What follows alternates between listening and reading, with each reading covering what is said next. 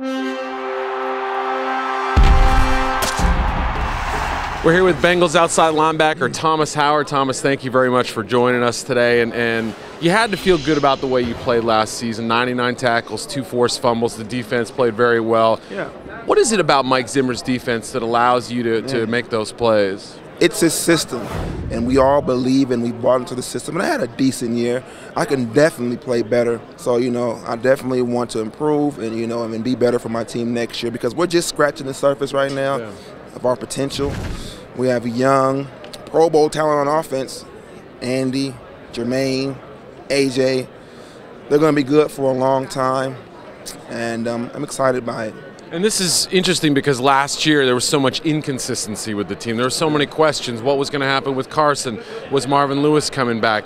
Mike Zimmer's back. Lewis, one of the Coach of the Year candidates. Defense is going to be almost intact. Just talk about having all those guys back. That's huge. That's huge, having that sort of consistency, having, being familiar with your guys. We may or may not lose my LB coach, Jeff Fitz, and he's a great linebacker coach. He's one of those guys during the year. He puts all his time, all his effort into making sure that we're on top of our game on Sunday. That's all that matters to him. Me coming to Cincinnati, part of the reason why I came is because I knew being coached by great defensive minds.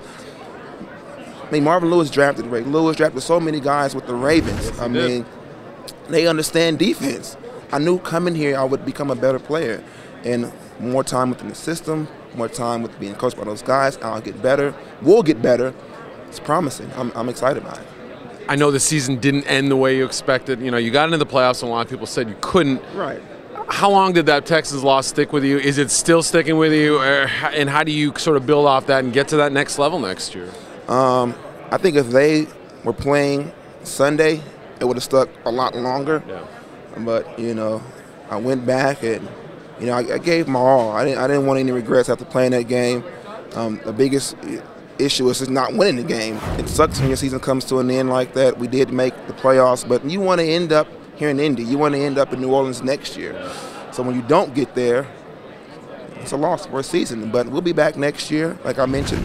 Have a young, promising team, and I'm excited about that. Yeah, last question. You mentioned Andy and AJ. Without an offseason, with a lockout cutting into their summer, what can they do with that extra time? That's what I'm saying.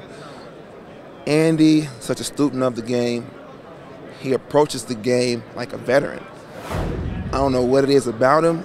Is it the red hair? Is it he's from Texas? The guy doesn't seem to be rattled by the big stage. Now you have to give credit to Jay Gruden on a phenomenal job. He'll be a head coach one of these days. Offensive is still intact, defense still intact. We're young. Hey, who they? Another guy not afraid of the big stage. Thomas Howard, thank you very much for joining us today. Appreciate it.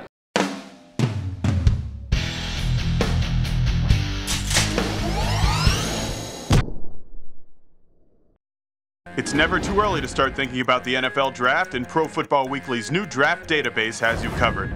Check out updated player rankings for over 750 prospects and our exclusive PFW Stock Watch. Just go to the Draft tab at ProFootballWeekly.com.